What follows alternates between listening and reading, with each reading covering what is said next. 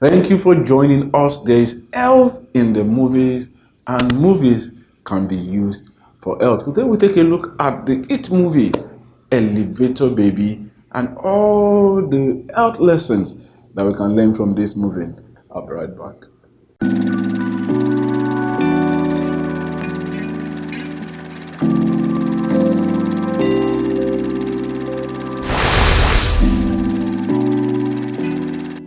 Thank you for joining us.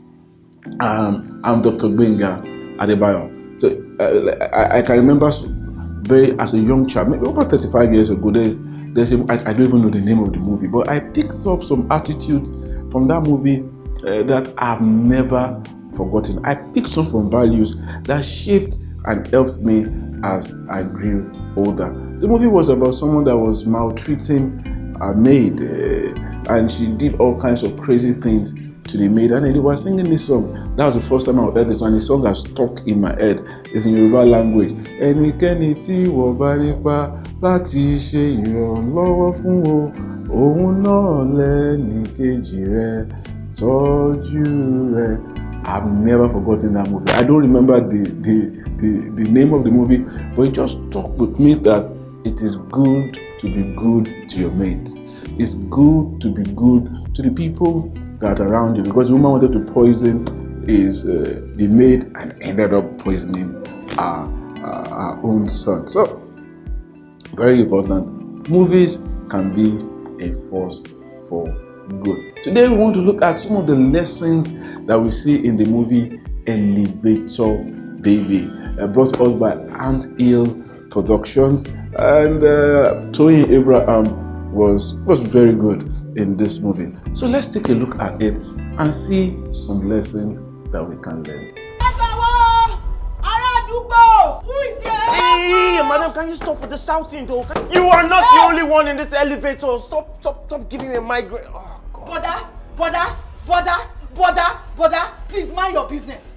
Mind your business. Let me mind my business. Please. Check or see. I shall not see me there. I don't want that.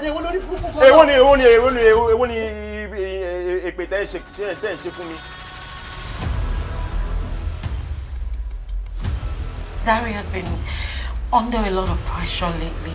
You know that boy does not like me. I don't want to touch it. Now listen. I'm not putting my hand in this woman's vagina. No.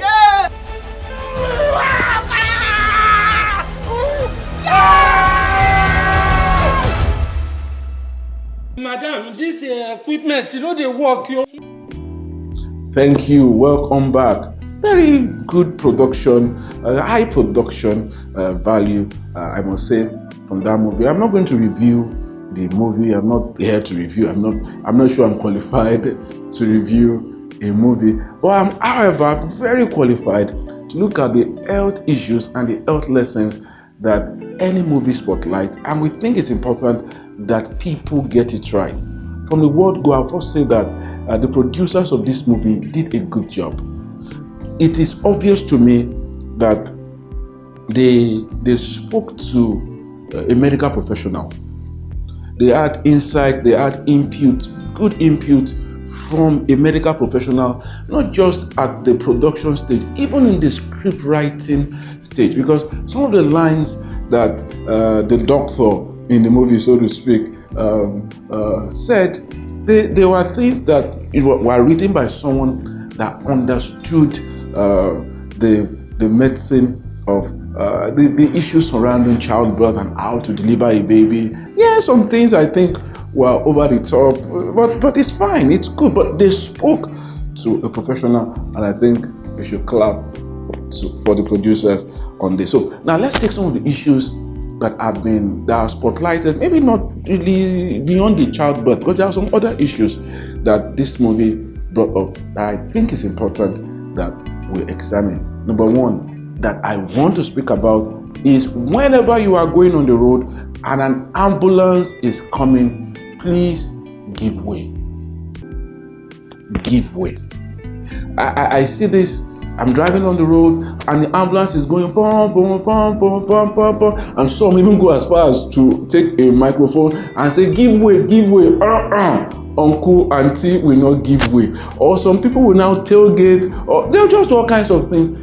Ambulances are, you don't know whether that person that is to be saved from that ambulance is a relative. You may not know. We must learn as a people to give way when ambulances are coming. You see in this movie, the doctor was in the ambulance and people just refused to move, and the ambulance got stuck right there and the doctor could not get to the patient to take care of the patient. Please make way for ambulances. You have your commitment that you do so. Thank you if you have committed to doing so. The next thing I'd like to say in this movie is that this movie also shines a light on the problem of the sex of the baby. Yeah, infidelity, and I'm not going to talk about, like I said, I just want to talk about the medical issues, the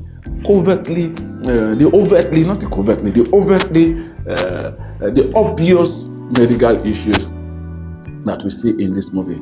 In fact, I was in a chat recently with some women trying to encourage and share and just consult, and somebody asked this same question, that my husband is angry with me because I've had 5 girls and he's saying if I don't give a boy, he's going to divorce me, they're going to look for another wife for him, he's not giving me a boy. We see it in this movie that the character said, this man said he's going to take care of me if I had a baby boy, and then I did a scan at 4 months and they said it's a baby girl. I think that's maybe somewhere that they missed in this script. We cannot really determine the sex of a baby at 4 months with certainty. We can't. And even there's no scan that will, we can still make a mistake. We can say it's a boy and to be a girl. We can say it's a girl, because I won't go into the technicality of that. But what's important to note is for these people that say boy, girl, girl, boy, see, a child is a child. But beyond that, the person that determines the sex of a child is the man. So, dear brother, that you are blaming your wife for not giving you sons, just know that it is what you are donating that she's receiving. If you give her the X sperm, yeah, I love it, but it's you are the one responsible, not the woman. So let's stop blaming women and saying that they did not have a particular sex. Somebody says, oh, I want a boy, she gave me a girl. I want a girl, she gave me a boy. It is the man. If the sperm from the man mixed with the X of the woman, the Y from the man mixed with the X of the woman, which is always X, she always has the X chromosome, then we have an XY, which is a guy. And if it's the X sperm from the man that meets with the X chromosome of the woman, then we have an XX, which is a girl. Let's stop discriminating against the sex of a baby. There are great guys, there are great girls, and all children should be made to feel like the gifts that they are from God. Do we understand that? Thank you so much for that. And then, of course, now we go to the elevator scene where the baby was born. I really like the way, first, I like to commend Tony Abraham for showing how difficult and painful childbirth can be. And then the reactions that she gave, they were perfect illustration. Because I remember some years ago, I was teaching somewhere and somebody was asking about childbirth, what do I expect? So I said, when you are in labor pains, when labor pain comes, you don't really care about many things that people, if you are asking someone, please can I examine you, and the person is trying to please cover that labor pains has not come. When true labor pain come, women lose all sense most of the time of propriety, of covering up. Some people strip themselves naked. So our reaction in that elevator when a stranger she had fought with was told, please check, was spot on. It is possible, and it's not just only possible, it does happen. Women becomes, the pain is so high. So that's why I would like to celebrate all women, every mother out there that has gone through the pain of childbirth. Women are awesome. So celebrate you. Thank you for all that you do. And then we see all the other things that were asked. What's the presentation, is it head, is it up, down? The guy actually said, I don't know, I'm confused. So it's great that. And then, of course, the baby was born in the elevator. So, and the name of the title, Elevator Baby. The things, what maybe is missing there, maybe it's a birth of a baby. There should be a little bit more liquor. There should be some fluid. I guess maybe, I don't know how they wanted to creatively depict that, but they could have done so. It would have made that scene more realistic if you had when he said he was going to, and then he was cleaning his hand with a tissue and the tissue was dry. That's not how it is. You have some blood-stained liquor. No matter how you do it, the liquor will be there. It comes, the floor should be wet. But okay, it's fine. They did what they could do. They had the script. The director did what he could do to creatively interpret that scene. Now, can this happen in real life? Can we have a baby? I've had people have their children in cars, in car parks, on the road, at home. This happens when we don't know the signs of labor, because people don't actually give birth within a short period of time. You don't give birth within 1 hour, 2 hours. That's another thing that maybe is a little wrong with this script. It takes the average labor is about, it says it's not a first child, so it could be faster. So 6 to 8 hours, some as long as 10 hours. So it's hard to imagine that they'll be in the elevator for that prolonged period of time without them finding a way to extract them out of that elevator. So I would like to appeal to everyone that is pregnant, please book on time. And once the sign of labor start to come, which would have been told at your antenatal clinic that you're having contractions, it's getting more, or you have your like, or you have show, they will tell you these things. Go to the hospital. Having a baby outside a controlled setting of a health facility is dangerous, as we also seen this baby, because they said the baby was born with cord around the neck. That is a killer. So we don't want you to have your baby on the street. We don't want you to have your baby in an elevator. We don't want you to have your baby on the car. Your baby can fall and break. No, we don't want that. We want you to have your baby in the safest place possible, and that is under supervision of your healthcare provider. So if you book, you register on time at a health facility of your choosing, then you can have your baby safely. And I wish that message somehow had been passed across more in this movie. It's important to book, to register, and when the signs of labor start to come, you go to the hospital. It's better you think, because you can have false labor. It's better you think your baby is coming and your baby does not come, than for you to be saying you are doing Superman. And we have that problem often with people that are having their second, third, fourth babies. They feel that they are experienced, they've done it before.